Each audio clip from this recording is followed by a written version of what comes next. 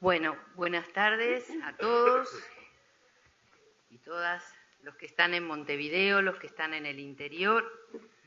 Tenemos mucho gusto hoy de estar aquí con una delegación de la Fiscalía Nacional de Chile que nos acompaña esta semana y que hoy se va a hacer cargo de la exposición de la videoconferencia sobre introducción de evidencia en el juicio oral.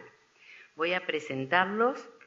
Nos acompañan el doctor Julio Contardo, fiscal regional de Maule, el doctor Cristian Aliaga Yarza, fiscal regional de Antofagasta, la doctora Tatiana Esquivel, fiscal regional de Los Ríos, la psicóloga Sofía Huerta, es psicóloga, asesora de la Unidad Especializada de Derechos Humanos, Género y Delitos Sexuales. Así que, como en otras oportunidades, ellos van a exponer durante la primera parte de la videoconferencia y luego vamos a hacer la ronda por el interior y por Montevideo a ver si hay alguna pregunta para formular. Muchas gracias a todos y gracias a la Delegación de Chile por estar hoy en Montevideo. Bueno, buenas tardes, buenas noches ya a todos, a todas. También nosotros queremos agradecer la invitación que nos han hecho a este grupo de fiscales de la Fiscalía Nacional por estar el día de hoy con usted a través del sistema de videoconferencia. Y además porque, como sabrán, hemos estado desde el día de ayer en una jornada de capacitación con miembros de la Fiscalía del Uruguay. Continuamos el día jueves y terminamos finalmente el día domingo. Como cuestión previa, quizás contarles que la reforma procesal en Chile comienza el año 2000 y a diferencia de la forma como ingresaron ustedes, fue gradual. Nosotros tenemos una organización que le llamamos regiones, que podría ser el símil del departamento, en el caso de ustedes como división geográfica, y quizás porque la entrada en este nuevo sistema, sobre todo en lo que era la región metropolitana del Gran Santiago, implicaba muchos recursos, medios, etcétera, se optó por comenzar en algunas regiones, en algunos departamentos, lo cual también podía servir para ensayo y error. Y así se fueron, digamos, perfeccionando las policías, se fue perfeccionando la labor de los fiscales, hasta ya más o menos el año 2005, en que aparece todo el país bajo este nuevo sistema de justicia. Sofía es psicóloga, trabaja en la Fiscalía Nacional, nosotros tres somos fiscales. Ustedes han escuchado Maule, Los Ríos, Antofagasta, en el fondo esas son las regiones o departamentos a las cuales pertenecemos. Si tuviéramos que hablar desde una jerarquía, en el organigrama de la institución, Julio es fiscal regional, es decir, es como un fiscal jefe de departamento, y nosotros dos somos fiscales jefes de provincias. ¿Ya? En el caso de la provincia, son las fiscalías quizás más operativas, porque son en el fondo las que están trabajando directamente en contacto con las policías. Y bajo ese escenario, el motivo de nuestra visita acá se debe a que además la Fiscalía Nacional, hace ya aproximadamente unos 10 años, creó una academia de fiscales y decidió que fueran los mismos fiscales aquellos que fueran perfeccionando sobre varias materias a sus colegas, a sus pares, y no solamente en materias relacionadas con la litigación, como es el caso del curso al cual nosotros pertenecemos, sino que también algunos cursos de corte administrativo, manejo de evidencia, gestión, técnicas investigativas, investigación en delitos complejos, etc.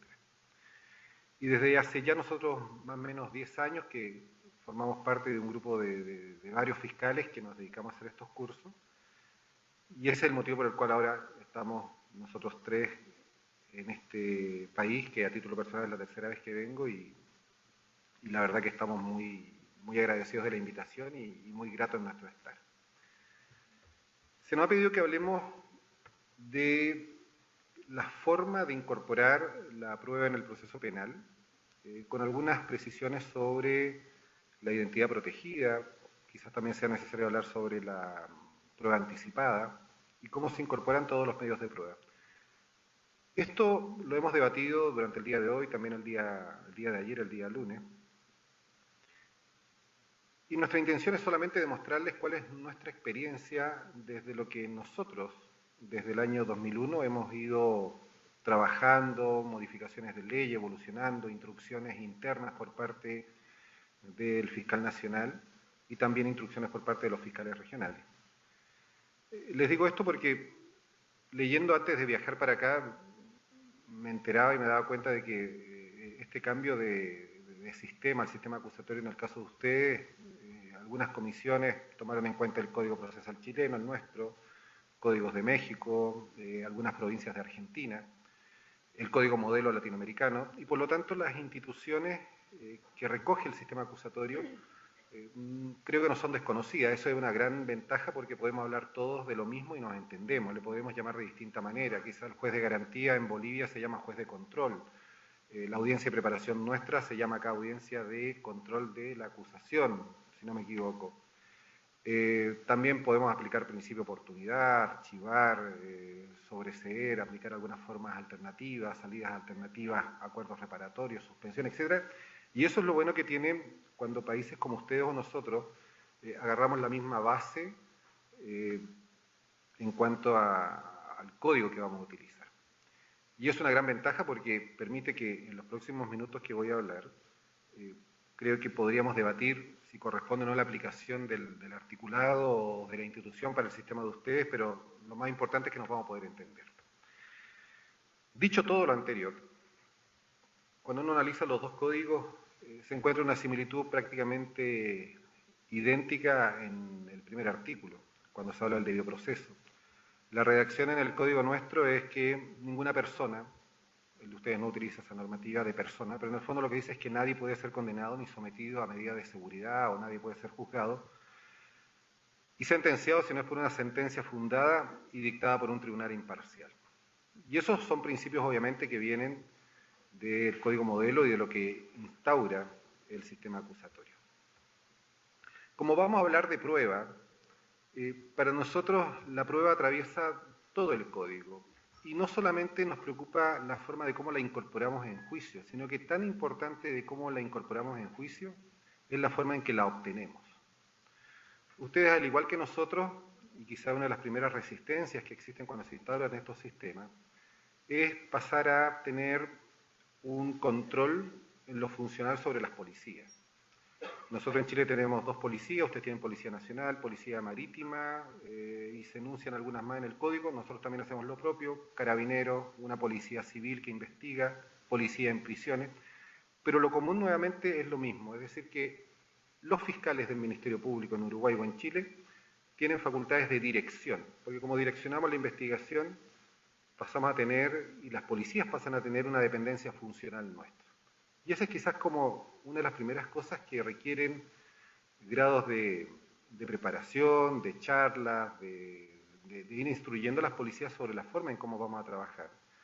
Porque qué duda cabe que el levantamiento de la prueba, el levantamiento de la evidencia, es uno de los elementos esenciales sobre los cuales un tribunal funda posteriormente su sentencia.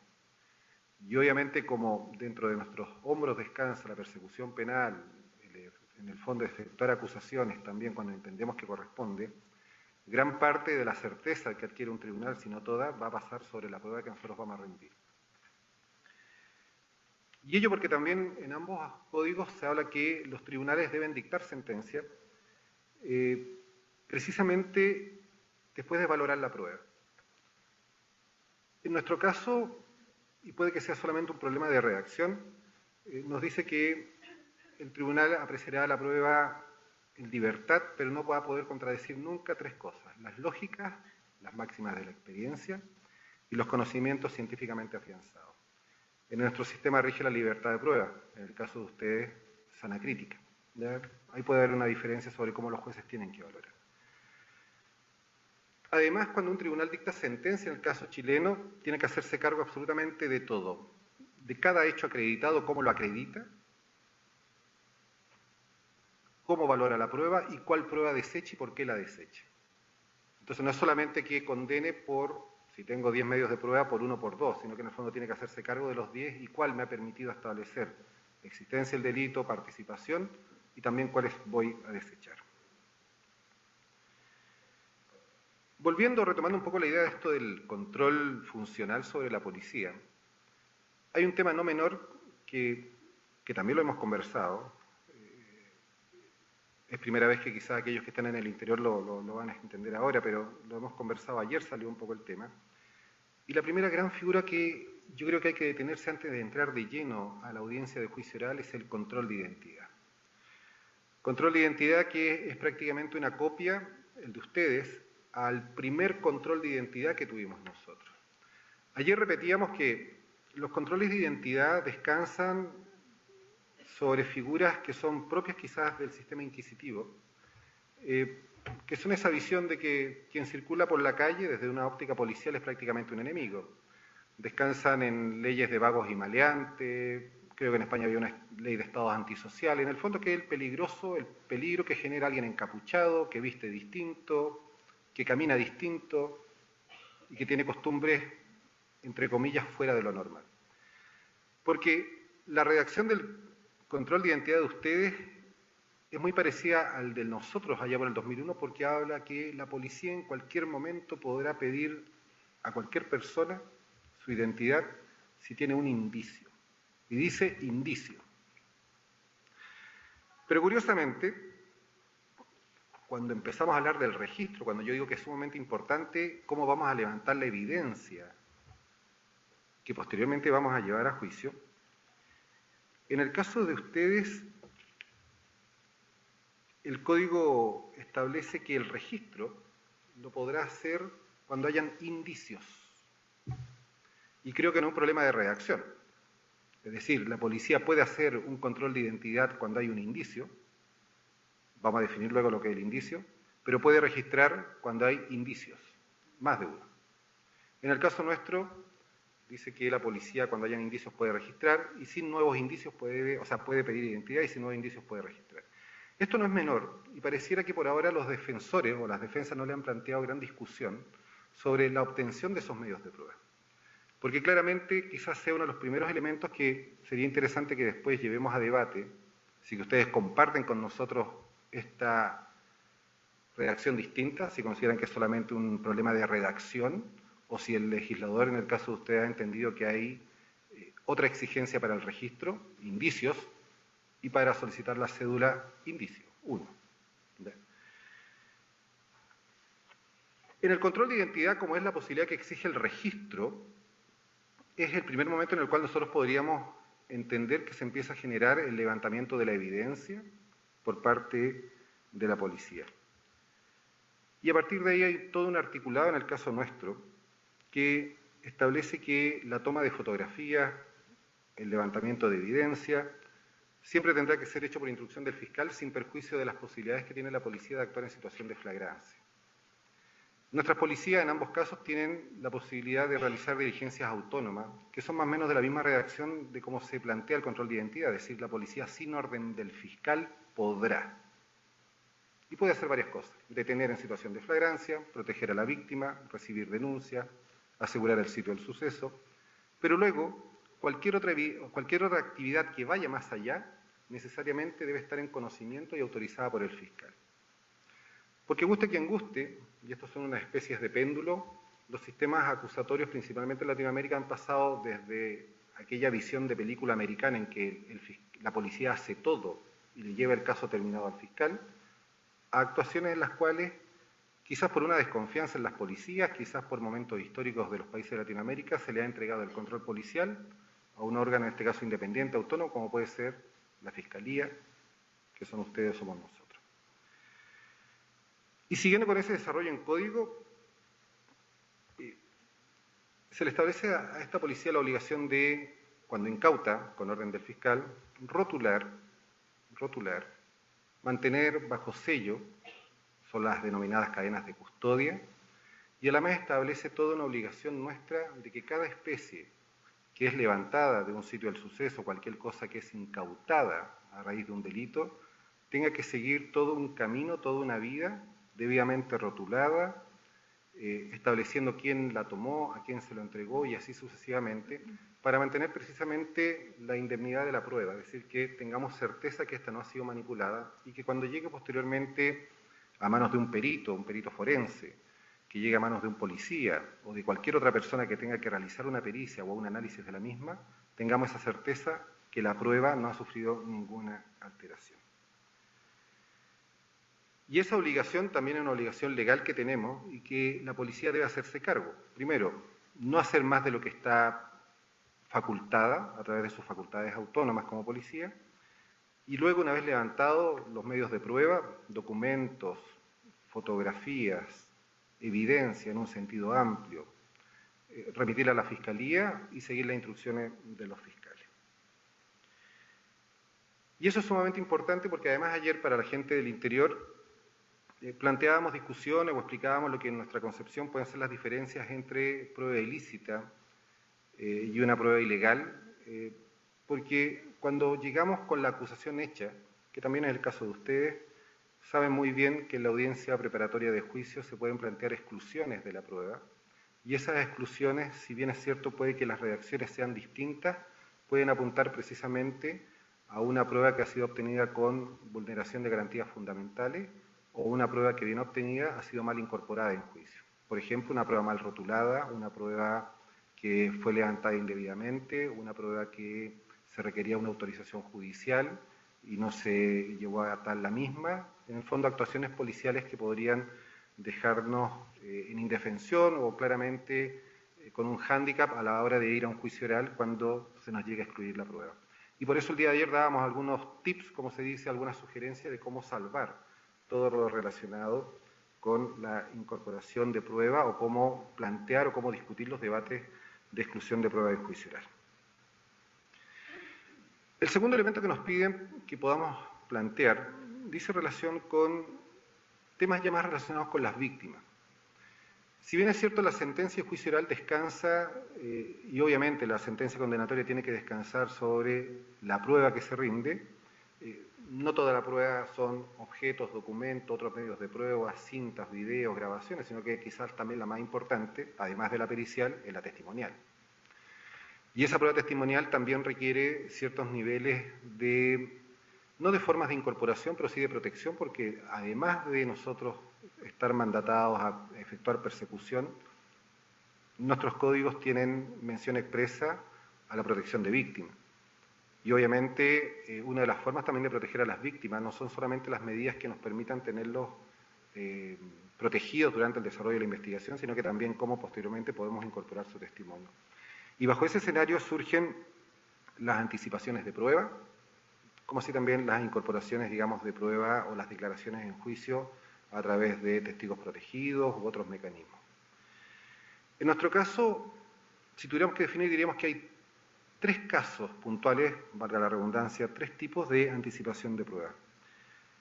La primera es la general, está establecida en nuestro artículo 191, que tiene que ver cuando la persona, una vez que ha prestado declaración en fiscalía, manifiesta o advertida de que debe comparecer en juicio, nos señala que va a estar a larga distancia. Recién nos explicaban que Uruguay tiene más o menos 500 kilómetros, Chile tiene de largo 2.000 y fracción, y obviamente estar en el norte y vivir o trabajar en el norte y tener que declarar en un juicio en el sur, por las distancias y por los costos hace claramente que sea difícil de comparecer, muchas veces sumado al caso funcionario público. Entonces establece que para el caso, digamos, de larga distancia, la posibilidad, una enfermedad que pudiera generar o dejar entrever que la persona va a fallecer, la incapacidad física, permiten pedirle al juez de garantía que el testimonio de él sea recibido a través del mecanismo de prueba anticipada. Luego vamos a ver cómo se articula la prueba anticipada. El segundo elemento, que también tiene algunas incidencias en modificaciones del último tiempo, principalmente en materia de delitos sexuales, y tiene que ver con los menores de edad. También prestar su testimonio a través de sistemas de videoconferencia. Y el tercero es para situaciones de ciudadanos que se van a encontrar en el extranjero. En este último caso, la tramitación de la solicitud de videoconferencia se tramitan más o menos como creo que debieran hacerse en todos los países las solicitudes de extradición, es decir, una mezcla de actuación judicial con Ministerio de Relaciones Exteriores. Hemos hecho algunas, después podemos ahondar en ellas, y quizás como este mismo sistema que estamos hablando hoy día con el interior del Uruguay, se realizan los sistemas de prueba anticipada, que puede ser o digamos, grabada o en el caso puntual de que yo estoy explicando, digamos, sistemas de videoconferencia que también lo hemos desarrollado. En suma, la prueba anticipada sería la prueba que con anterioridad al juicio, por las causales ya establecidas, por estar lejos, dentro del país, quizás por ser funcionario público, por tener situaciones de enfermedad, caso de menores de edad, se realiza la prueba anticipada. Y esta, desde el punto de vista de los requisitos, tiende a reproducir lo mismo que pasaría en un juicio oral, es decir, citar a todos los intervinientes. La única diferencia está en que se hace ante el juez de garantía y luego se reproduce ante el juez de juicio oral. Pero deben estar imputados, obviamente, que es una necesidad de su comparecencia, su abogado defensor, el fiscal, y en el fondo es adelantar en el tiempo lo que sería la declaración, es llevar la declaración de juicio oral a una etapa anterior. Y en cuanto a la forma de incorporación, en la acusación, obviamente pueden haber varios sistemas. Uno puede ser enunciar a la persona e indicar que va a declarar a través del sistema de prueba anticipada e indicar adoptada el día 18 de junio ante el juez de garantía en la causa tanto. Lo otro podría ser incorporar el registro, señalando también, como otro medio de prueba, disco compacto, pendrive, que mantiene la declaración de prueba anticipada del testigo o del testigo e individualizarlo. Entonces, como lo veíamos hoy día en la tarde, hoy día en la mañana, uno la podría incorporar individualizándolo como testigo y señalar que en el fondo va a declarar a través de prueba anticipada que ya está tomada, o como otro medio, pero también con la misma salvedad. Lo pongamos donde lo pongamos, quizá en el caso nuestro de la acusación va a cumplir su finalidad de entender de que es parte que se debe considerar como una prueba testimonial y ser reproducida posteriormente en juicio oral. En relación con lo mismo, también es posible, quizás por los mismos medios tecnológicos, tomar o prestar declaración en la audiencia de juicio a través de sistemas de videoconferencia, que lo estamos haciendo ahora. Es decir, el tribunal también, bajo los mismos fundamentos quizás de ser, antiguamente, ahora con la modificación a la ley, los menores tienen un estatuto diferente, o van a tener en algunas partes de Chile un estatuto diferente, por lo que se denominan entrevistas videograbadas. Pero en condiciones normales se puede declarar desde un lugar distinto, una ciudad distinta, en tiempo real, estamos hablando en la audiencia de realización de juicio, en tiempo real, o desde otro país, como sería en el caso de una videoconferencia desde el extranjero. Por lo tanto, a través de los medios tecnológicos podemos incorporar, ya sea porque tomamos el testimonio de manera previa, menores, testigos o personas que se encuentran en el extranjero, o estando presentes en el país el día del juicio, hacerlo a través de un sistema de videoconferencia, y en ambos casos la validez que tiene y la obligación que tiene el tribunal para, obviamente, fundamentar la sentencia teniendo en cuenta este medio de prueba, es la misma que si estuvieran presencialmente declarando ante nosotros. Nos queda, para terminar un poco estas ideas y luego complementarlas con mis colegas, los otros medios de prueba. ¿Qué pasa con todos aquellos medios de prueba que no están regulados expresamente?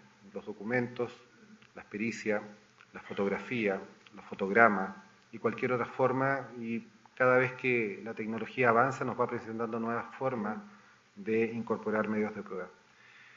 En el caso nuestro, los documentos se leen, tenemos la figura de lo que se denomina lectura resumida, es decir, que es dar una lectura de un extracto y entenderse que está totalmente incorporado. Pónganse ustedes en la situación de, por ejemplo, delitos de carácter económico, delitos de cuello blanco, delitos tributarios, en el cual la cantidad de documentación que uno puede aportar como medio de prueba, un balance solamente, probablemente son cientos y cientos de hojas, y la verdad que leerlos todos no tendría ningún sentido, y además quizás desde el punto de vista de la incorporación como que perdería vida la incorporación de la prueba en el juicio. Entonces, cuando eso se ha presentado como prueba documental, quizás se presente de manera resumida, es decir, libro contable, número tanto, que consta de tantas páginas, firmado por tal persona y queda incorporado. En el caso de las pericias, salvo dos casos puntuales, o dos o tres casos, quien las incorpora es el perito. El mismo perito que ha realizado la pericia comparece y obviamente tiene un tratamiento distinto al testigo. Lo que tiene que hacer el perito es, primero que nada, hablar de sus conclusiones, luego señalar, al igual que la redacción de ustedes, la persona, cosa u objeto de la pericia, y en tercer lugar, las operaciones practicadas, los mecanismos, las técnicas para llegar a una conclusión. Nuestra ley, quizás también por este tema de las distancias y la saturación de algunos servicios públicos, fue de parecer que las pericias relacionadas con infracciones a legislación de droga, como así también los resultados del examen de sangre, los manejos bajo los efectos del alcohol, alcoholemia, podían incorporarse por su mera lectura. Porque para la cantidad de juicios orales que se hacen por materia de tráfico, la verdad que los peritos viajaran por todo el país hacía algo totalmente insostenible en el sistema que así pudiera funcionar. Salvo que las partes, en este caso la defensa, su teoría del caso, de lo cual también hemos hablado bastante, quiera atacar precisamente, por ejemplo, la pureza, o quiera atacar la forma en que se adoptó la toma o la extracción de sangre en la alcoholemia. Por lo tanto, si su teoría del caso dice relación con atacar esos puntos y lo fundamenta, quien debiera comparecer en juicio debiera ser el perito y evitar esta incorporación a través de la lectura. En leyes especiales o para algunos delitos relacionados con crimen, tenemos la posibilidad, como en todas las legislaciones, y en el caso de la nuestra quizás con bastante expedito y con no muchos requisitos, la posibilidad de interceptar comunicaciones, y las comunicaciones se incorporan en juicio por su reproducción, sin perjuicio que se pueda hacer comparecer al funcionario que estuvo a cargo de las mismas, y en todos aquellos otros medios que la ley define como análogos, se le entrega al tribunal la posibilidad de decidir, al tribunal de juicio, de decidir la forma a través de la cual se va a incorporar. Por lo tanto, ahí genera quizá un desarrollo jurisprudencial de que en algunas regiones algunas cosas se incorporan de una manera y en algunas de otra, pero en lo principal es lo que yo les señalo.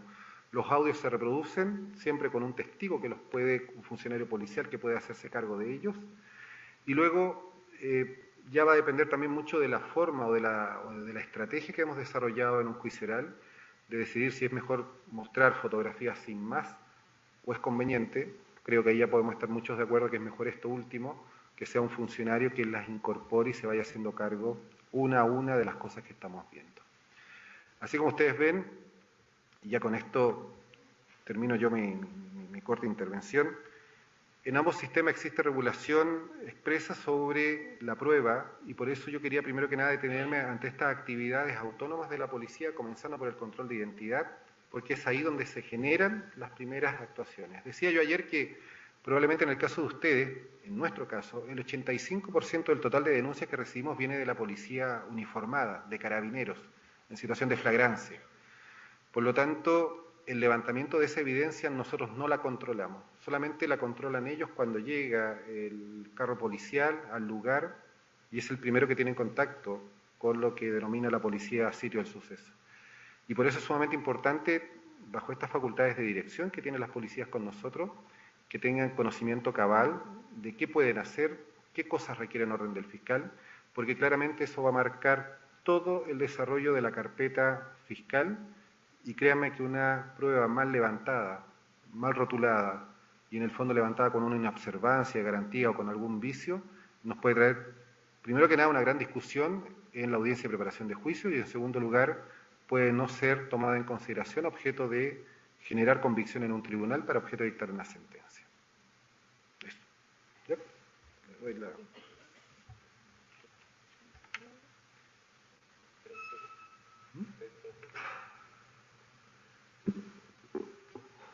Respecto de lo planteado y los aspectos que han sido expuestos por Cristian, abrimos un poco una conversación, un diálogo.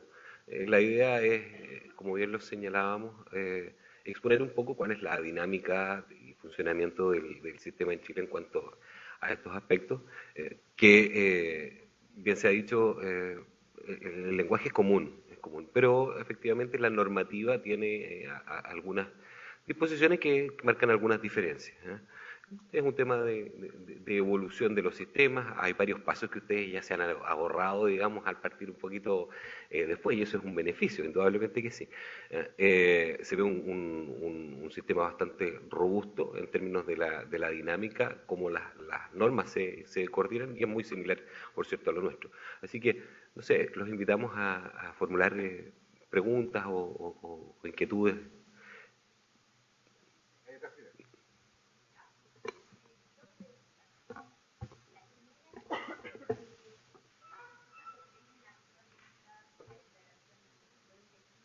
Un poquito porque, para que escuchen tus compañeros en el interior. Sí, buenas tardes. Buenas tardes. La primera pregunta tiene que ver con qué sucede cuando yo tengo que hacer una prueba anticipada como la declaración de un testigo y no tengo un imputado identificado. Si es posible hacerlo y quién haría el control de esa prueba eventualmente. Y la segunda tiene que ver con la incorporación de las escuchas. Yo tengo un caso, por ejemplo, que tiene varias escuchas, o sea, son como varios días. El tema es que cada una tiene significación si las contemplamos en todo el conjunto de escuchas. Entonces la duda que me queda es, o sea, lo voy a incorporar el CD con las escuchas a través del oficial de caso. El tema es, ¿qué paso yo en la audiencia? Porque pueden ser de repente una cantidad de horas que son aburridas, que tediosas y que de repente al juez no le dice nada, salvo cuando el oficial del caso empiece a explicar lo que nosotros acabamos de escuchar. Pero eso insumiría mucho tiempo. Entonces, la pregunta es, ¿yo puedo agregar con el oficial del caso el CD, las escuchas transcriptas? Y bueno, ¿y qué es lo que ustedes aconsejan en cuanto a el tiempo de las escuchas? Porque tengo la duda de cómo hacerlo, pues si pongo poca cosa, de repente pierde significado. Si pongo mucha cosa, voy a aburrir a todo el mundo. Entonces estoy en esa disyuntiva de que no sé cómo hacerlo.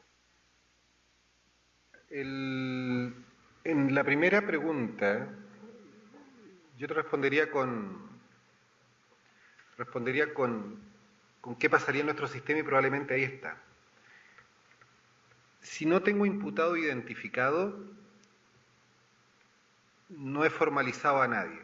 Y como no he formalizado a nadie, no he judicializado, en el concepto nuestro, la carpeta, la investigación. Y como la prueba anticipada se la pido solamente al juez de garantía, la verdad que me faltaría quizás un elemento esencial que no lo dice la ley, pero que a nuestro juicio surge por sí solo, y es que para pedir prueba anticipada tengo que tener un imputado para tener una investigación. Porque una causa sin imputado conocido probablemente vaya a terminar en archivo, en el caso de ustedes, corríjame, creo que es una forma de sobreseimiento. Entonces, quizá la pregunta es, ¿para qué hacer prueba anticipada si es que no tengo imputado? La respuesta podría ser por si es que lo logro identificar, quizá. Nosotros no lo haríamos porque no está formalizado.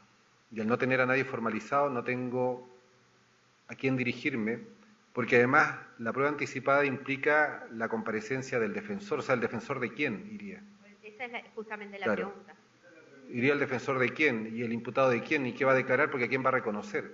Entonces, en el fondo, podría ser como una prueba anticipada en sede fiscal, una administrativa, pero no tiene ningún valor una vez que yo la llevo a la tramitación de la causa. O sea que para ustedes no sería posible. No. Como prueba anticipada no. No, como prueba anticipada. Bajo la sede de judicial, justamente por el tema de que la causa no se encuentra judicializada. Ahora, y no obstante, digamos, la posibilidad de discutir la opción que tiene el Ministerio Público de poder constituir pruebas, indudablemente si tengo una situación, porque el código se refiere a situaciones de urgencia, digamos, una persona que está gravemente enferma y va a morir. Yo necesito su testimonio, naturalmente que sí. Pero tengo varias alternativas de mantener ese testimonio fidedigno, digamos, mediante una videograbación, mediante la declaración de la propia persona con testigos que me van a servir de testigos de oída a posteriori en el evento de que se determine la participación o el sujeto. ¿Pero estoy preconstituyendo pruebas? Sí, sí. ¿En sede del Ministerio Público, sede administrativa? Sí, sí. ¿Quién va a tener que valorar la fuerza de prueba va a ser el juez? ¿No? Pero me anticipo, es la forma, digamos, como podría yo en el evento que plantea usted, poder preconstituir pruebas de esa misma forma, utilizando la herramienta, digamos, de una prueba. Si lo haces y después das con el paradero, y por ejemplo una de las causas de esa prueba anticipada falleció la víctima, bueno, ahí tienes un gran desafío para pedir una medida cautelar, por ejemplo, de prisión preventiva, utilizando y fundamentando, porque tienes eso, y probablemente en una audiencia de declaración de juicio, la defensa por impertinente, por muchas... Pero ahí tienes un gran y un bonito desafío de si lo haces y llegas al buen resultado, defenderla, porque probablemente tendrías un montón de ideas de qué decir, porque cualquier defensor lo trataría de sacar. Y además, complementando lo que dicen mis compañeros, si el fallecimiento se produce antes de tener un formalizado, se puede ocupar una situación que está regulada, al menos en Chile, que la incorporación de los testimonios, la regla es que sea con la declaración presencial de los testigos, salvo que ellos hayan fallecido. En ese caso, es uno de los casos excepcionales en los cuales se puede dar lectura a la declaración que prestaron ante el fiscal. Entonces, si es que nosotros tenemos datos que nos hacen presumir que la persona va a fallecer porque está enferma o porque sufrió un delito violento que lo puede llevar a la muerte, nosotros dejando registro de su declaración, generalmente en esos casos es bueno complementarlo con una videograbación. Y si la persona fallece antes del juicio, nosotros tenemos respaldo normativo para poder incorporar esa declaración acreditando que la persona falleció. Esa sería como una solución. Pero con una gran discusión también, porque los peritos declaran sobre la pericia, obvio. Pero en el caso nuestro pueden leerse los documentos del perito, no por esta convención que yo decía de que el examen de droga o el de alcoholemia se podía incorporar, sino que cuando el perito, por ejemplo, ha fallecido, pero ahí además el código me exige que haya declarado. Nos pasa, por ejemplo, con peritos médicos que han dejado de prestar servicio, por ejemplo, hablemos en el lenguaje acá, un policía forense, ya no trabaja, ahí hizo la pericia. La pregunta es, ¿cómo declara? Porque además es tan inubicable. No lo ubico porque se fue a vivir al interior y ya el director ya no lo hace. En esos casos, cuando lo acredito, puedo incorporar la pericia por la lectura. También la declaración del testigo. Pero ahí insisto que tendrías un bonito desafío, porque lo podrías respaldar, el tema es cómo lo vas a ingresar. Y en cuanto a la... ¿No? Sí. A la escucha, sí. Bueno, eso se relaciona un poco con lo que es la teoría del caso, digamos. Es labor del fiscal acotar indudablemente los medios de prueba que uno incorpora. Principalmente cuando se trata de las escuchas, son extensas y principalmente lo que uno debería exigir es que el trabajo policial haga la segmentación, ¿cierto?, y la discriminación de aquello que es útil a la investigación y no. En términos generales, nosotros, por ejemplo, las escuchas, el audio, está previamente establecido que estas se escuchan durante la audiencia. Normalmente las incorporamos con el mismo funcionario investigador al juicio, ¿no? Y van acompañados en el nivel acusatorio mediante el dispositivo que las contiene, ¿no? Luego de incorporadas, digamos, el desafío es cómo, en definitiva, logro que esas amplias y extensas escuchas se reduzcan a lo necesario de acuerdo a mi teoría del caso. La recomendación es siempre que esa labor la haga un funcionario investigador que sea el que haya llevado el diligenciamiento, haya estado a cargo del equipo investigativo, digamos, que le da contexto a la investigación y segundo, segmenta las escuchas, sin perjuicio de que a veces es conveniente, principalmente en aquellas pistas que sean muy relevantes, que comparezca el funcionario que las escuchó, que las transcribió, que dio cuenta de esa particular parte de la escucha. No sé si... si quieres. Creo que lo que dice Julio de la teoría del caso es esencial para el caso de la escucha, porque salvo que tú quieras establecer, por ejemplo, una asociación ilícita y que la droga entra por el norte y los financistas están acá en Montevideo, probablemente te tienes que dar el trabajo de incorporar todo. Yo llevo 18 años de fiscal de droga, yo trabajo en el norte de Chile y nuestra realidad es distinta porque es de muchos kilos, pero de mala calidad de imputado. Me refiero a que no son los jerarcas, son normalmente los burreros, los transportistas, las mulas. Entonces, cuando descubres, por ejemplo, sin exagerar, 200, 300 kilos, yo necesito las pistas del día en que la recibieron nomás. Y es más, teniendo interceptación, probablemente ni siquiera necesite el audio porque tengo en flagrancia. Entonces, si alguien va a buscar droga y lo estoy escuchando hace 60 días y la llamada es, Julio, voy a buscar las camisetas y a la vuelta vengo cargado, probablemente solamente necesite esa pista, aunque lo haya escuchado 60 días. Y eso tiene que ver con teoría del caso y tiene que ver también con los medios de prueba, porque la verdad es que escuchar los 59 días previos que he hablado con Julio no va a tener ningún sentido y voy a terminar aburriendo al tribunal. En cambio, como he decidido que tengo la flagrancia, ¿qué medio de prueba? La declaración del oficial de caso y la pista, más la droga, la pericia, y con eso estoy más que suficiente. Eso es cuando es claro. No, por eso digo, si hay, por ejemplo, una asociación, un tráfico en pequeñas cantidades, un tráfico de estos de barrio reiterado en el tiempo, sí, mucho tienes que ir. Ahora te llevas tú.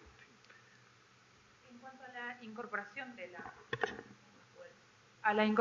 de la prueba anticipada, una vez producida, se entiende que queda incorporada al proceso y sí o sí debe ir al juicio oral, o sigue siendo prueba de parte y va a depender de la estrategia de cada parte, de la parte que la pidió, llevarla o no, o de la contraparte. El planteo es... Sí. ¿Dónde tienes las causales de prueba anticipada chilena? Y la prueba anticipada tiene que incorporarse sí o sí a juicio oral, porque ya forma parte del proceso, o la parte, según su estrategia, la incorporará o no. Sí, en definitiva, está en el nivel o pasó, digamos, la audiencia de control de la acusación, está incorporada en el auto de apertura, ¿así se denomina? El auto de apertura de juicio, si eso tendríamos nosotros que presentarla o no, ¿sí? ¿Esa es la pregunta? Sí. Exacto, o sea, si es prueba de juicio, no, si es prueba del juicio y por ende ya entró, y si no fue favorable a nosotros, marchamos porque ya entró, o si no es prueba de juicio, sigue siendo prueba de parte y elegimos si presentarlo o no según nuestra estrategia. Parecía estar claro que era o sea, en lo que nos venían enseñando, que era de parte, pero ahora nos hemos encontrado con algún que otro juez acá en Montevideo que sostiene que no, que ya es prueba de juicio, los jueces de garantía, y que lo van a pasar con el auto de apertura a juicio, sí o sí, al juez de juicio. Sí, nosotros en Chile, en nuestros 19 años de experiencia con pruebas anticipadas, hay que distinguir en qué momento se rinde la prueba.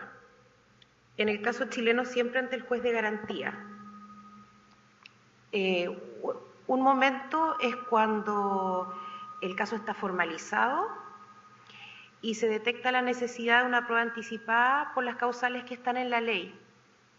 Generalmente porque la persona avisa que va a estar a larga distancia o porque nosotros presumimos que por enfermedad o por algún otro motivo la persona va a fallecer, que son las causales más habituales.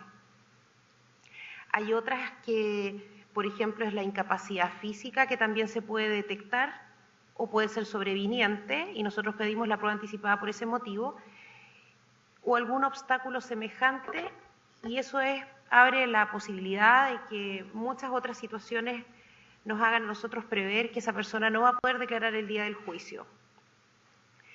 Lo que tenemos que justificar primero ante el juez de garantía al pedir la prueba anticipada es cuál es el motivo por el cual nosotros sospechamos que esa persona el día del juicio no va a poder declarar.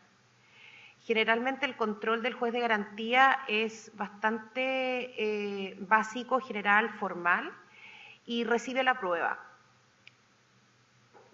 El otro momento que se puede presentar es que nosotros ya hemos presentado la acusación al tribunal e incluso se ha preparado el juicio oral y estamos esperando la fecha del juicio y, por ejemplo, la persona, el testigo, fallece.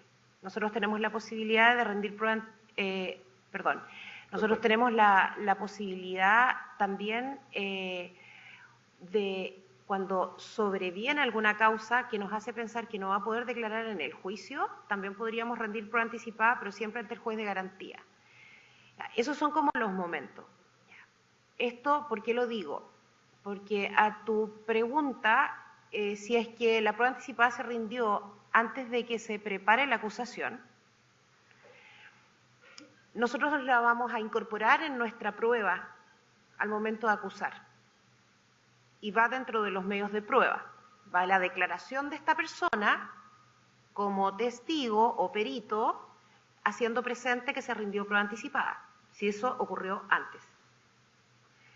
Y el control de legalidad que hace el juez de garantía es con respecto al testigo o al perito, no con respecto a la prueba anticipada. La prueba anticipada nosotros la usamos como una forma especial de incorporar esa declaración para el caso que el día del juicio se presente la situación que nosotros presumimos que va a ocurrir y que nos hizo rendir la prueba anticipada. ¿Me entienden? Por ejemplo, nosotros sospechamos que la persona va a fallecer y por eso rendimos la prueba anticipada. Llega el día del juicio y esa persona no ha fallecido. Esa persona debiera presentarse a declarar el día del juicio, porque el fundamento nuestro para pedir la prueba anticipada era que se sospechaba que iba a fallecer. Los tribunales de juicio nuestros, que ustedes saben que son colegiados, no como ustedes que rinden juicio ante un solo juez, nosotros lo hacemos ante 3. Cuando estamos rindiendo nuestra prueba y nosotros decidimos incorporar la declaración de esa persona y tenemos la prueba anticipada, antes de entregar esta forma especial de declaración, tenemos que, ante nuestro juez oral, demostrar que la hipótesis subsiste. Y eso en la práctica se traduce en, yo, señoría, quiero, ahora como fiscal voy a ofrecer la declaración de mi testigo Cristian Aliaga, sin embargo, él falleció, aquí está su certificado de defunción, y como era una situación que nosotros pudimos prever antes de la realización de este juicio, tenemos prueba anticipada. Y lo que hacemos es rendir ahí la prueba anticipada. Entonces el tribunal tiene que confirmar, el tribunal de juicio, que en el día del juicio esa situación subsiste, porque también a veces se puede disolver. Y ha ocurrido, por ejemplo, con aquellas personas que anuncian que van a estar a larga distancia del lugar del juicio, y nosotros rendimos la prueba anticipada ante el juez de garantía para precaver esa situación y después vienen los testigos y dicen, no, en verdad ya voy a estar acá. Y ofrecemos un testimonio y la prueba anticipada se guarda. ¿Contesto tu pregunta? Pero además, mira, déjame complementarte solamente una cosita. Porque tú también hablabas de otra cosa, o hacías un comentario. Si haces la prueba anticipada y el testigo no lo reconoce, que tú preguntabas cómo queda informado, no lo reconoce, esta es la prueba anticipada. Como tenemos obligación de registro de todas las actuaciones, ese CD va a quedar en nuestra carpeta. Cuando yo hago la acusación, decido con qué medios de prueba voy a acusar. Yo obviamente esta que no me conviene mucho, no la señalo. Pero además tengo la obligación, cuando formulo la acusación, de decirle a la defensa, acá está todo. Y tengo que pasarle la prueba anticipada. Por lo tanto, en ese escenario, la defensa podría festinar porque, si como dice Tatiana, comparece, tú entenderás que las posibilidades de generar contradicción, preguntándole cuántas veces, cuándo declaró, cuándo hizo prueba anticipada, si lo reconoció, no lo reconoció, qué dijo, etcétera, es lo mismo que está declarando ahora. Y si no viene a declarar porque realmente falleció, tú le pones al tribunal, por ejemplo, el audio donde dice, o en este caso el registro, que no lo reconoce. Entonces, son cosas distintas. Tu pregunta era, ¿queda incorporado? Sí, porque tengo obligaciones de registro. Yo no puedo armar carpetas paralelas. Me guste o no me guste, todas las actuaciones que hago están en carpeta. Cuando yo acuso, decido con qué voy a acusar. Por eso, en el procedimiento abreviado, con esto termino, en el abreviado nuestro se le pregunta al imputado, ¿acepta usted el contenido de la acusación? Sí. ¿Acepta usted el contenido de la carpeta? También, porque son dos cosas distintas. Casi siempre es lo mismo, pero en la carpeta hay más información que la que hay en la acusación, porque aquí, por ejemplo, tengo actuaciones policiales, en la acusación no las tengo. ¿Ya? lo hace. Se lo envía, pero como simplemente como un buzón. Cuando se dicta autoapertura, como el tribunal recibió la prueba anticipada de garantía, uno le puede decir, por una cuestión de certificación, que la remita, pero el tribunal no la va a usar, la va a tener ahí, pero siempre el fiscal se tiene que encargar de recogerla y tenerla. Si no la señalas en la acusación, garantía no se lo va a mandar a nadie. Sí. Salvo que la defensa diga, me la presta a mí porque yo sí la voy a utilizar. Exacto. Y acuerda que lo dice preparación, la defensa puede decir, y además voy a rendir como prueba la declaración de la señora que acaba de declarar donde no lo reconoció. La pregunta es renunciable, sí. Ahí atrás. Perdón. Ya. Yo tengo dos preguntas. La primera refiere... Más fuerte para que te escuches. La primera... Ahí sí. La primera refiere a la prueba anticipada. Hay como una práctica en nuestros tribunales, hasta ahora por lo menos, de que la prueba anticipada se rinde por las justificaciones que correspondan y por eso es que la hacemos en forma de prueba anticipada y luego eso ingresa al juicio y en el juicio eso queda dentro, en el auto de apertura del juicio y ya a disposición del tribunal de juicio y no es necesaria ninguna otra actividad por parte de la parte del Ministerio Público que propuso la prueba anticipada, porque eso ya quedó ahí a disposición del juez que la va a ver para luego emitir su fallo. Y la pregunta es la siguiente, ¿es necesaria la reproducción de la prueba anticipada que se realizó de acuerdo a las reglas de la prueba anticipada en el juicio? Es decir, eso quedó registrado en un soporte determinado, si es necesario que la Fiscalía, además de haber recogido la prueba, la incorpore mediante la reproducción de ese soporte digital o de audio o de filmación en el juicio para que el juez lo vea en el juicio frente a las partes. Respecto de lo primero, la pregunta es la siguiente. Normativamente, ¿existe la obligación del juez de juicio de reproducir eso o es una práctica? No está regulado. No está regulado. No está regulado. Y hay vámonos a los principios. Vámonos a los principios.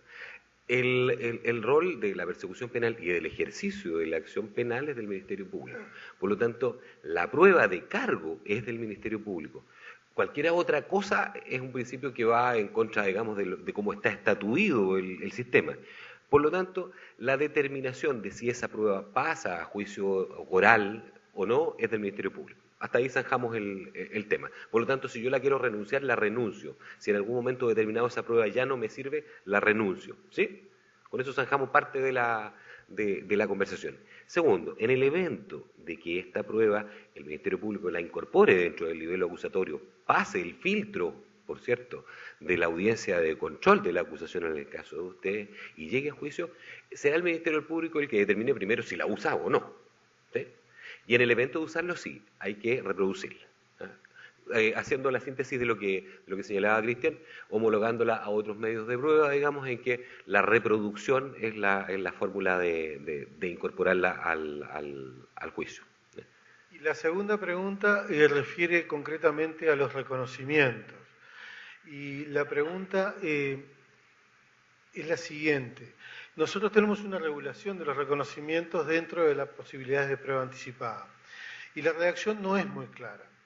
Y la pregunta es si en Chile el reconocimiento por el solo hecho de ser un reconocimiento, en tanto acto irreproducible y definitivo, ya de por sí amerita su realización en carácter de prueba anticipada, o por el contrario, además de ser un acto de estas características, es necesario fundamentarlo, justificarlo desde lo que decía Tatiana, es decir, las necesidades porque se puede frustrar, porque puede morir, porque puede desaparecer, etcétera, la persona que reconoce. Ya que apuntó a la Tatiana. Ajá. Sí. Nosotros tenemos una gran diferencia con ustedes en el reconocimiento. No está regulado como una diligencia especial en nuestro código y por lo tanto la usamos y la forma de reproducirla en juicio es a través de la declaración del testigo o la víctima que practica el reconocimiento y los que la dirigen su realización, generalmente policías. La dirigencia de reconocimiento tiene en Chile una valoración por parte de los jueces muy distinta, va a depender de muchas circunstancias. En la práctica se realizan por las policías, nosotros tenemos 2 policías, Carabineros de Chile y la Policía de Investigaciones, y se realizan generalmente ante ellos, a veces con la presencia del fiscal que dirige el caso. Y hay 2 tipos de reconocimiento, el presencial, con personas en salas especiales, o fotográfico, que es el más usado. Y para eso recurren las policías a sus bases de datos, Cardex, con muchos registros fotográficos, y hoy en día se han ido tecnologizando estas bases de datos, y si la persona dice que el que lo asaltó tiene un tatuaje en el cuello, criterio de búsqueda, y reducen el campo. Antiguamente, hace 19 años atrás, eran Cardex impresos, y así hemos ido perfeccionando la diligencia. ¿Por qué?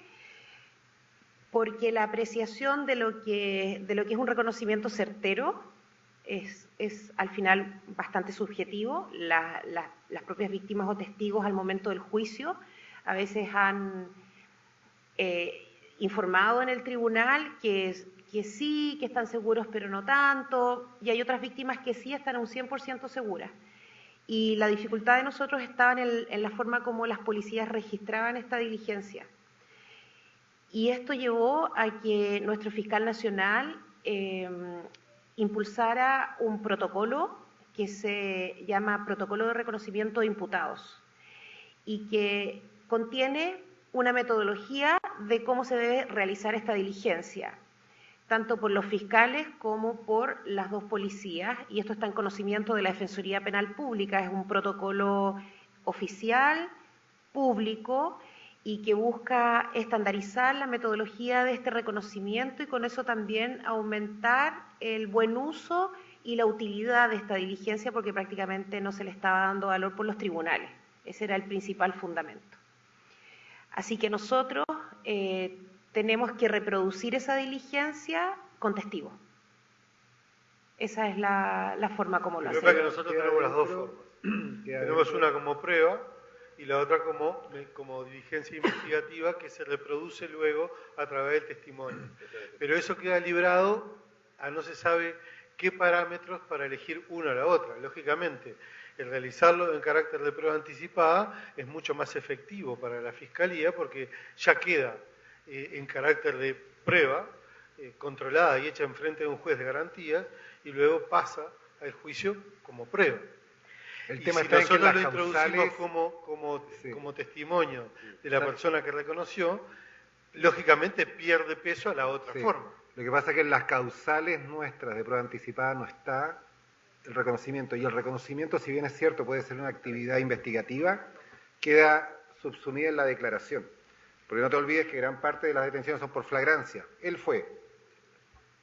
Ese él fue se traduce después en un juicio, en una pregunta que yo a veces no comparto mucho, pero los defensores nos han llevado a hacerla, y es, ¿y la persona que le robó está acá en esta sala?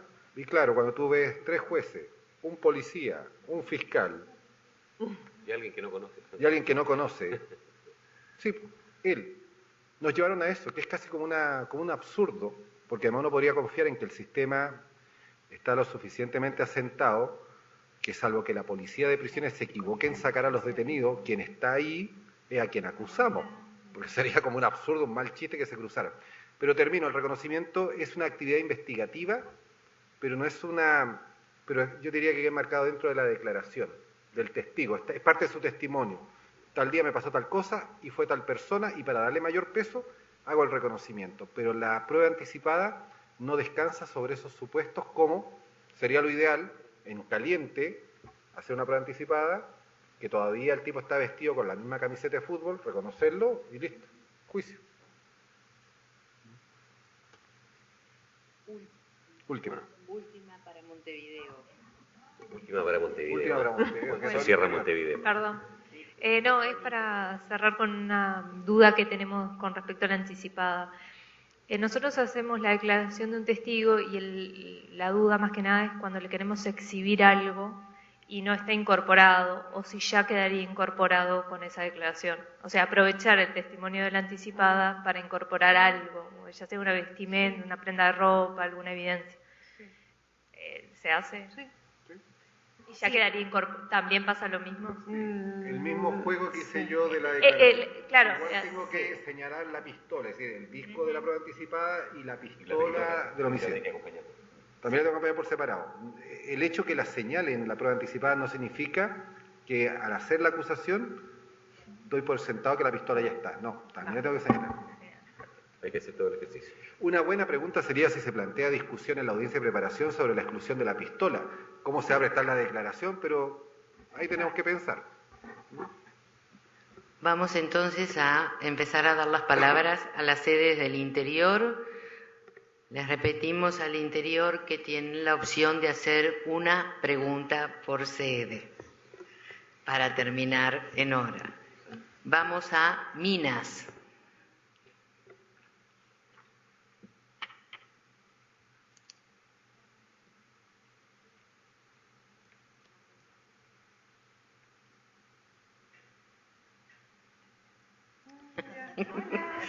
No, dice que no hay preguntas. Minas, no hay preguntas, gracias. Vamos a Rivera.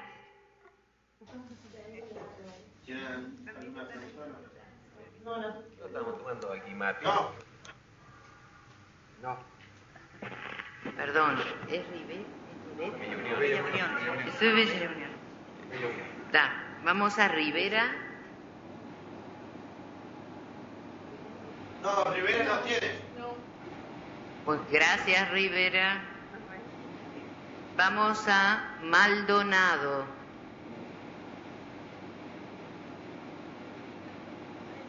¿Escucha? Sí, la escuchamos. Al comienzo el disertante explicó que en la mañana habían dado unos tips sobre prueba ilícita y cómo salvar esa prueba. ¿Podría hacer un resumen sucinto de ello? Fueron varias horas. Sí. A ver, la verdad que sí, es un poco extenso el tema y va a depender de la regulación. Lo que tuvimos en la mañana fue muy extenso, sí.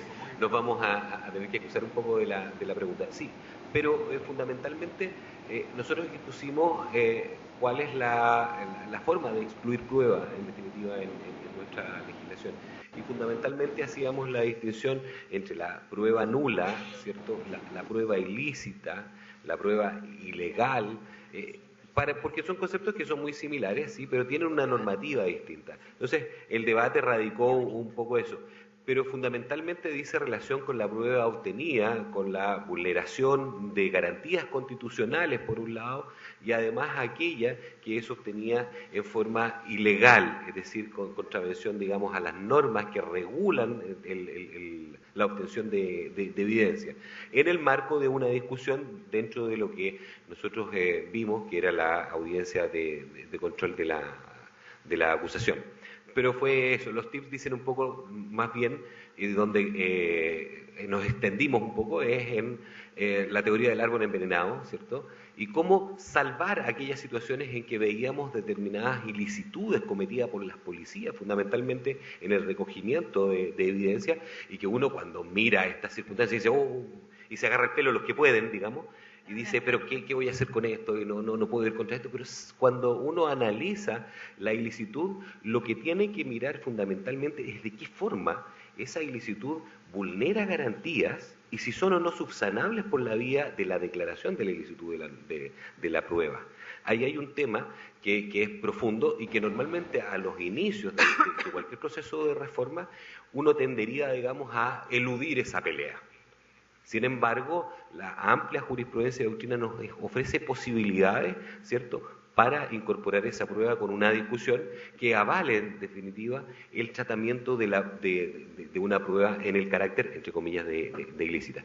por ahí fueron un poco las discusiones, pero de verdad es bastante extenso.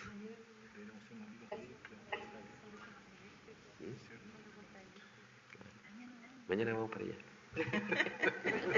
Mañana los vamos a ir a ver allá. Mañana van por ahí.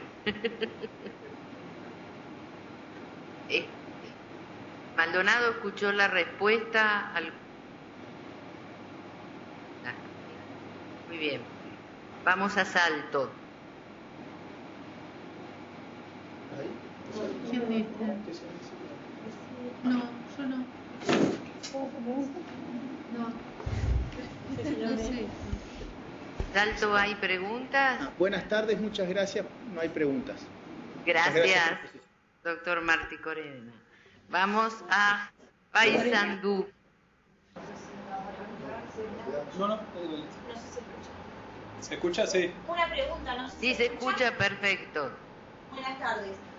Concretamente en un juicio oral que estamos desarrollando, tenemos en el control de acusación tres pericias, realizadas por una misma psicóloga, por un perito psicólogo, la que no compareció en el juicio.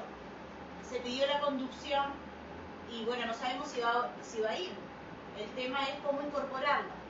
En principio, podría haber un acuerdo de parte que está previsto en nuestro código porque la defensa también propone ese medio probatorio. Pero la pregunta es para el caso de que no haya acuerdo de partes, ¿cómo se incorpora esa pericia que para nosotros, por ejemplo, es fundamental? No sé si está de licencia médica, por ejemplo, y bueno, y no sé si va a venir o no. No sé si es un impedimento o no sé cómo incorporarlo. Esa es la pregunta.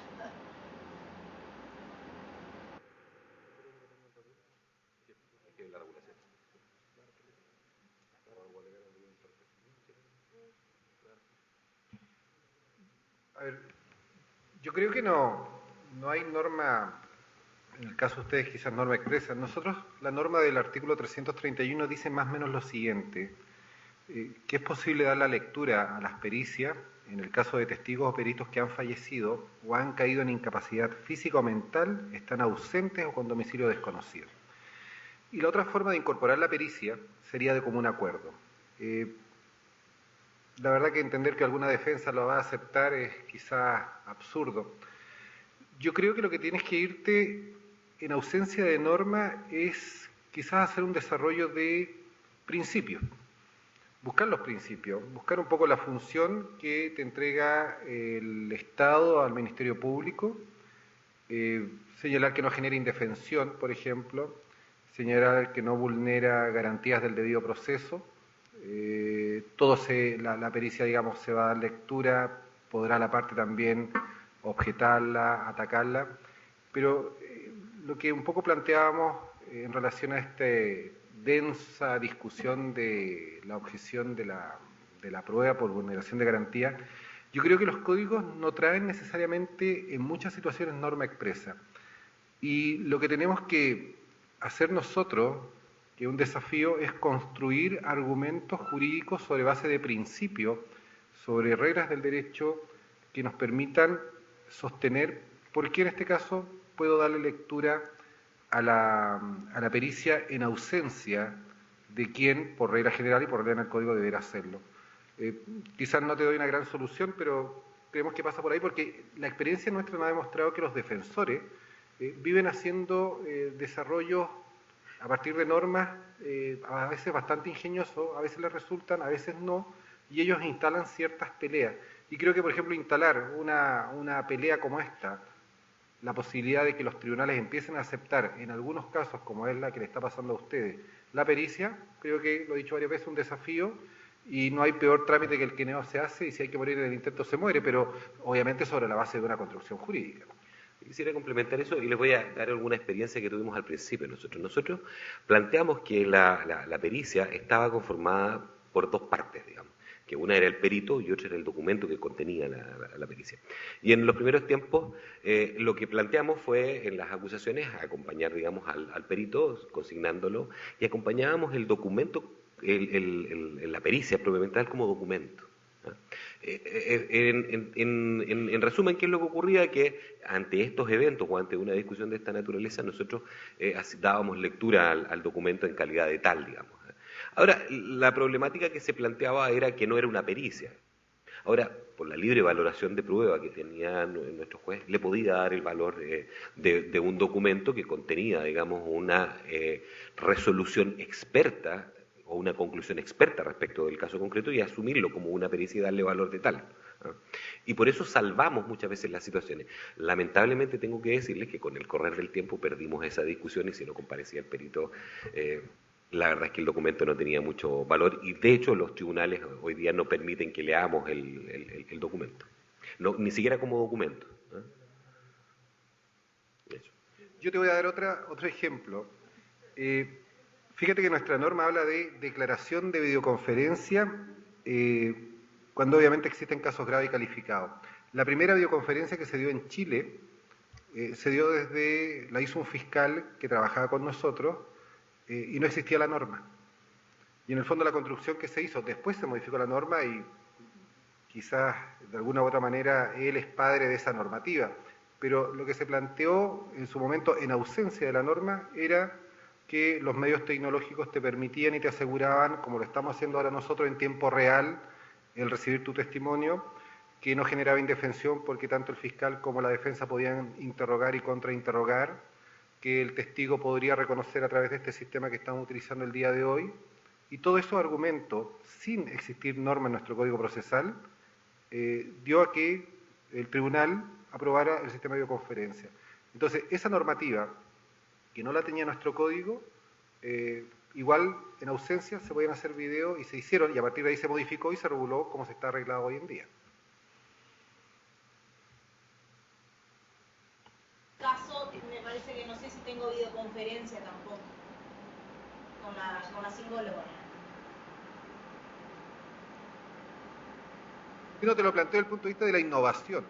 No lo digo necesariamente por la videoconferencia, lo digo por la posibilidad de innovar y tratar a veces de dar peleas, no porque la norma no me lo diga, me voy a rendir. Ya que sobre todo en este periodo que están ustedes, que llevan tan poquito tiempo, por el sistema acusatorio nuevo, yo creo que es donde más hay que ponerle ingenio y ganas y tratar de salvar este tipo de situaciones. ¿Sabes qué? Complementando tu inquietud, eso pasa en Chile con bastante frecuencia y creo que ahí hay un vacío legal. A nosotros nos toca con bastante frecuencia cuando las peritos son mujeres y están con licencia pre y postnatal. Imagínense si el juicio se hace en el prenatal, en Chile el postnatal puede llegar a ser hasta de 6 meses, si nosotros planteamos que es importante la declaración del perito, pero que vuelve a trabajar en 6 meses, el tribunal jamás va a postergar la fecha del juicio y nos ha pasado que nos hemos quedado sin esa declaración y mermado nuestro derecho a ofrecer la prueba que nosotros tuvimos en cuenta para fundar nuestra acusación. Y ahí es donde tal vez debiera incluirse como causal de lectura del informe pericial ese tipo de situaciones, así como es facultativo traer al químico farmacéutico que hizo la alcoholemia o el examen toxicológico,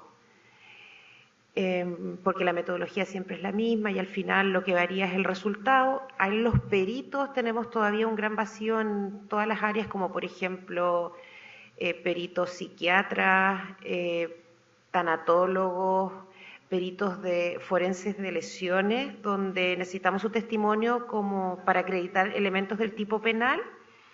Y tenemos esa problemática y nosotros lo que hacemos en la práctica, cuando no tenemos disponibilidad de ese perito, pedimos al tribunal de juicio una audiencia para que el juicio se suspenda, porque este perito está con licencia y acompañamos la licencia médica.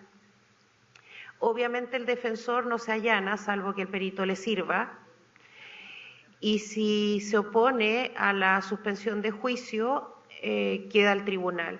Y ahí yo creo que la ley no nos entrega ninguna solución. Y como dice Cristian, va a quedar ahí al ingenio y tratar de ver de qué forma conciliar buscar la manera de entregar esa información. Gracias, Paysandú. Vamos a Canelones.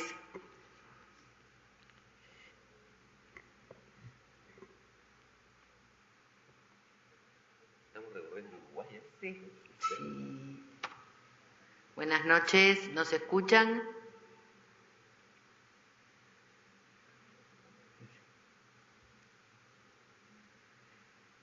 No, no hay preguntas. No hay preguntas. Ok, gracias. Vamos a Durazno.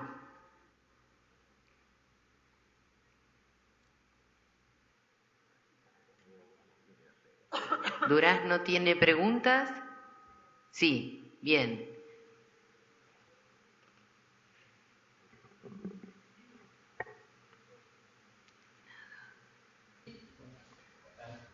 Hola, buenas tardes. Buenas tardes. Una pregunta. En caso de que se tome declaración anticipada a un testigo protegido, y si hay posibilidad de que se haga reservado la defensa, o sea, sin presencia de la defensa, y en caso afirmativo y en un eventual juicio oral, ¿cómo se reproduciría eso? En tanto para evitar que ese testigo protegido sea reconocido por audio por el imputado.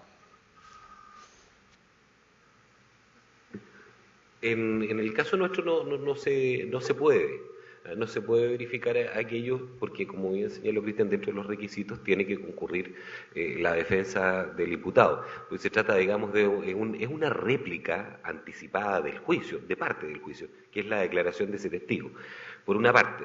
Y segundo, que las limitaciones respecto de la identidad en el juicio nuestras son muy acotadas, digamos, sobre todo para delitos comunes. Por lo tanto, lo único que permite en el juicio reservarse es el domicilio y no la identificación. Esa posibilidad solo está para delitos, por ejemplo, de terrorismo, delitos más graves. Muchas gracias. Encantado. Gracias, Durazno. Vamos a Fraiventos. Buenas tardes. Fraiventos no tiene preguntas para formular. Muchas gracias. Gracias, Fraiventos. Vamos a Melo.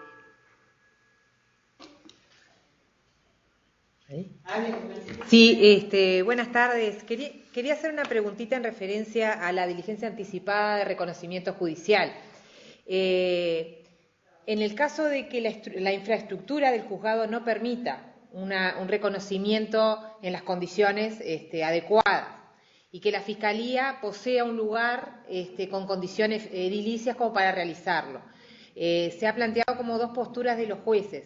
Una, que el reconocimiento judicial tiene que hacerse en el juzgado para que sea judicial, y otro, que corresponde con la participación del juez, o sea, que el juez podría hacerlo en un lugar que no sea el juzgado, en presencia, avalando esa diligencia, con la defensa, la Fiscalía y una videograbación del reconocimiento.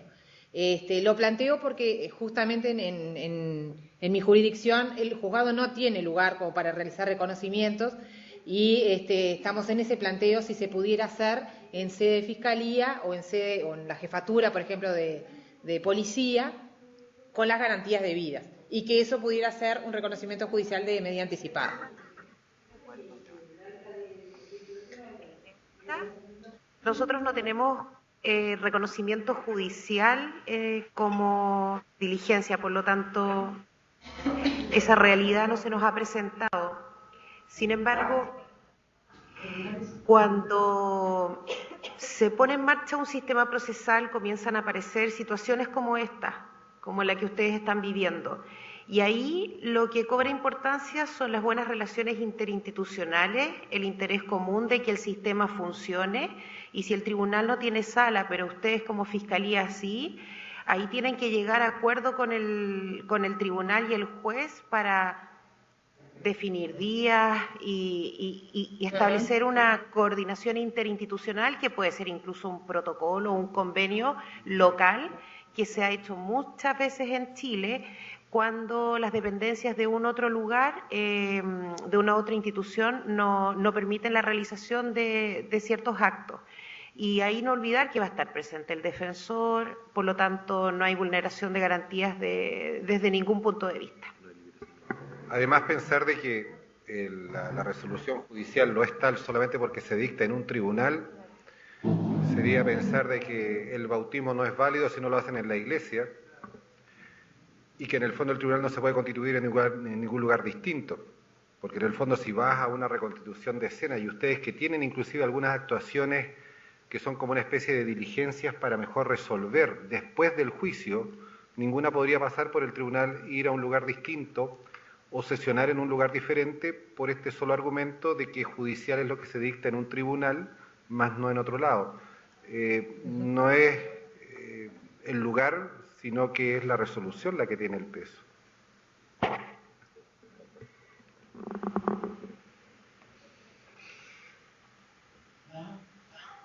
Muchas gracias.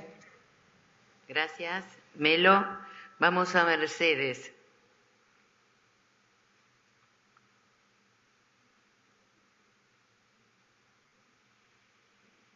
Hola Mercedes, ¿nos escuchan? Lo despertamos, Mercedes. ¿Hay preguntas o no? Ok. Gracias, Mercedes. Vamos a Rocha. Buenas tardes, Rocha, no hay preguntas, gracias. Gracias, Rocha. Vamos a Artigas. Buenas tardes, no hay preguntas, muchas gracias. Gracias, Artigas. Vamos a Colonia. Sí. Hola. Hola, buenas noches. Buenas noches. Sí, tenía una pregunta de justamente también como los compañeros de Paysandú, un caso que nos está pasando ahora. Hubo una rapiña, por esa rapiña participó un mayor y 2 adolescentes. El mayor de edad logramos hacer un acuerdo, un abreviado, porque fue reconocido por la víctima, ya está penado, cumpliendo su pena.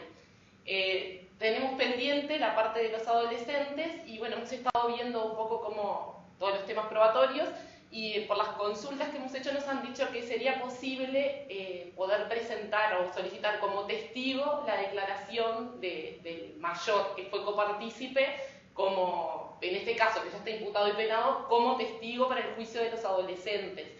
Y la defensa acá se opone fuertemente porque dice que no puede perder nunca la condición de imputado o penado, que no puede nunca transmutar a testigo y que por lo tanto no se van a oponer si nosotros lo solicitamos, y quería saber qué pensaban los colegas.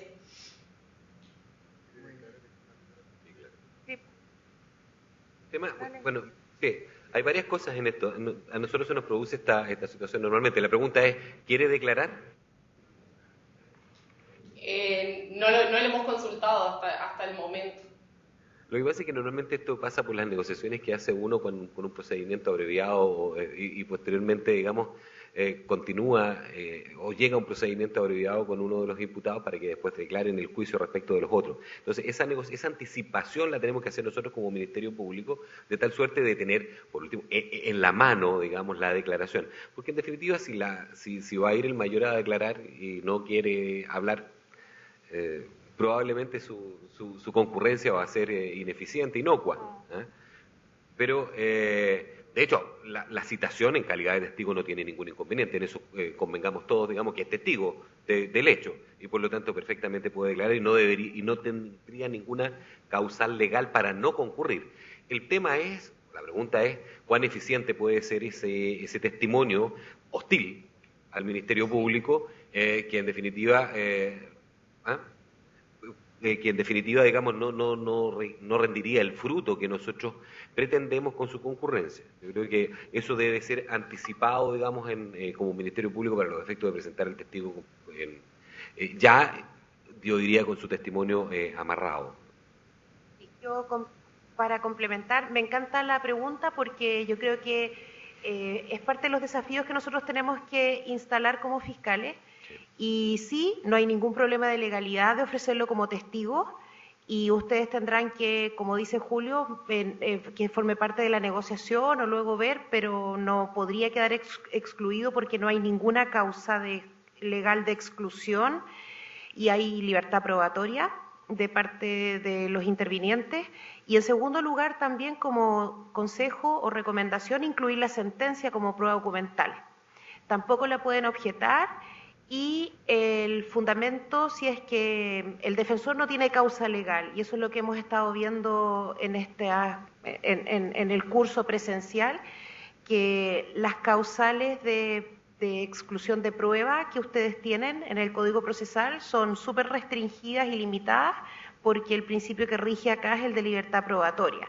Entonces, si es que algo hubiera que argumentar, es decirle que así como el juez falló en abreviado respecto del adulto y para evitar sentencias contradictorias es importante también que el juez que va a fallar a los adolescentes tenga a la vista el otro juzgamiento porque se trata de los mismos hechos. Eso. Excelente. Muchas gracias. No, gracias. ¿Sí? Gracias, Colonia. Y bueno, gracias a todos los que están en el interior, a los que están en Montevideo y en especial a la delegación de Chile, que hoy ha trabajado todo el día. Están cansados, pero han dado una excelente videoconferencia.